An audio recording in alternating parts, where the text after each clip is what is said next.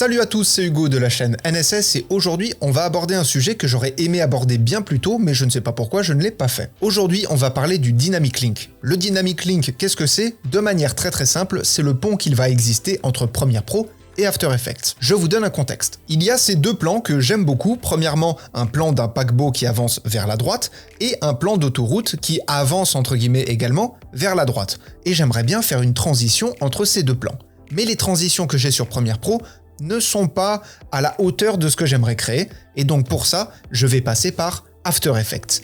Mais du coup, comment je fais pour importer ça dans After Effects, sans pour autant devoir exporter les deux plans, aller dans After Effects, réexporter ensuite parce que j'ai fini ma transition, bref, autrement dit, comment ne pas perdre de temps? Eh bien la solution, elle est toute simple. Vous allez premièrement sélectionner les rushs qui vous intéressent, donc les rushs que vous allez importer dans After Effects, vous faites un clic droit, et vous allez sur « Remplacer par une composition After Effects ». Oui, c'est aussi simple que ça. À partir de là, vous avez donc, sans aucune surprise, After Effects qui va se lancer. Ça va également vous ouvrir, dès que vous allez arriver sur le logiciel, les fichiers de votre ordinateur pour enregistrer la dite composition que vous êtes en train de créer. Donc pour ma part, je vais le renommer Tuto Dynamic Link et ensuite je fais enregistrer. Et à partir de là, on retrouve mes deux plans, mon plan de bateau et mon plan d'autoroute et je n'ai plus qu'à créer la transition que je veux créer ici. Bon, pour le bien de ce tuto, on va imaginer que la transition que je voulais créer, c'est un simple fondu. Bien évidemment, j'ai pas besoin d'After Effects pour ça, mais c'est juste pour vous montrer ce qui se passe après. Donc là, je suis content, j'ai créé ma transition, elle est toute belle, impeccable.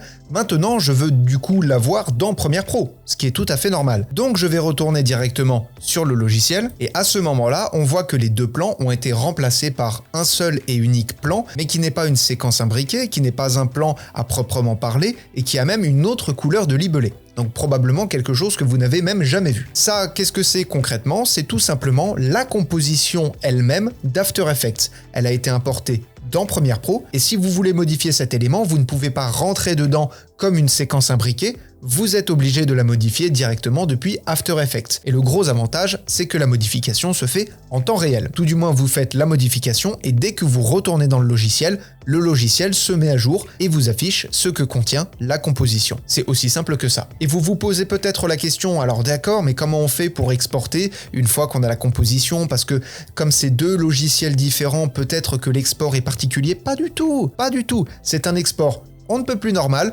comme vous avez l'habitude de faire. Partez du principe que même si c'est une composition After Effects, là actuellement, c'est un élément parmi tant d'autres dans votre timeline. Ça ne change rien à votre montage, ça ne change rien à votre export. Comme je vous l'ai dit, c'est un tuto que j'aurais pu vraiment traiter beaucoup plus tôt, mais j'ai simplement pas trouvé le temps. Tout du moins, je n'ai pas pris le temps de le faire. Mais bon, maintenant vous savez comment l'utiliser. On se retrouve demain pour un prochain tuto, et d'ici là, apprenez, utilisez et progressez dans vos montages. Je vous fais des bisous, et à plus.